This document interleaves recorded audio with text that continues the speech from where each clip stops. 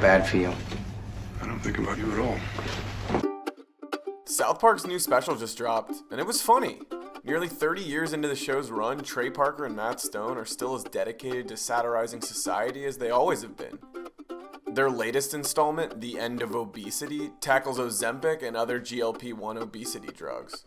I hadn't kept up with South Park the last several years, but for whatever reason, these Paramount Plus specials seem like a big event each time. They're hard to ignore. I like how they give the show an opportunity to hit the biggest story of the moment, hit it hard, and move on. With a longer runtime, they do sort of make the same jokes over and over again, but that's kind of been the MO of South Park for a long time. They like to use repetition, and it has served them quite well in the past. I'm not sure South Park is at its best in these long-form special formats, but it does give them a chance to tackle more than just one element of a problem. It's pretty fun how many other targets catch the shrapnel in The End of Obesity too. In addition to the aforementioned epidemic, they managed to poke fun at the healthcare system, the sugar industry, cartoon cereal mascots aimed at children, diet culture, body image issues, how kids use TikTok and YouTube, Americans getting controlled substances from foreign countries.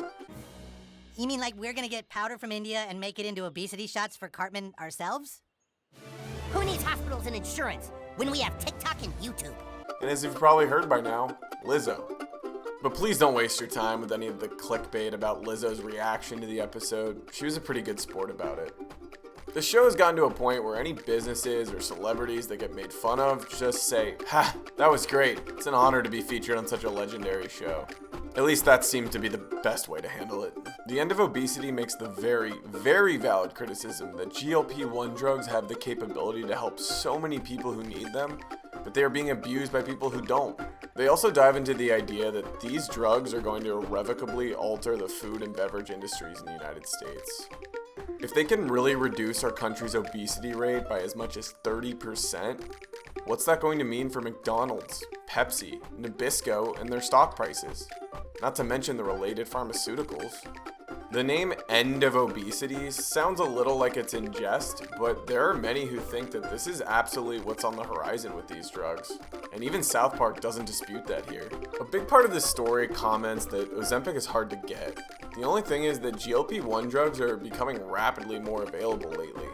Hims and Hers announced last week that they'll be selling their own drug for 80% less than Ozempic because they are able to bypass FDA approval since the drug is listed as short supply.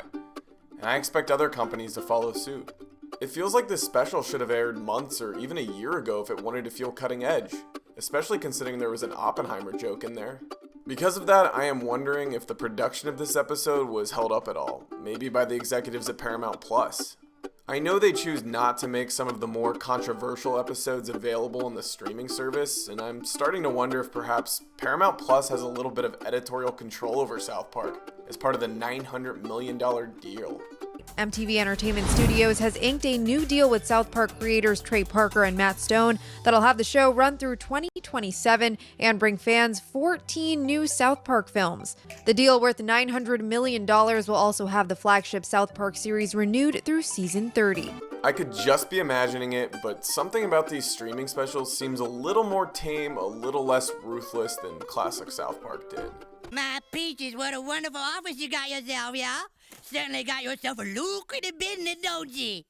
But I don't want that to take away from the fact that I enjoyed watching this. On a macro level, it definitely feels like South Park, with plenty of ridiculous exaggeration on a very relevant problem.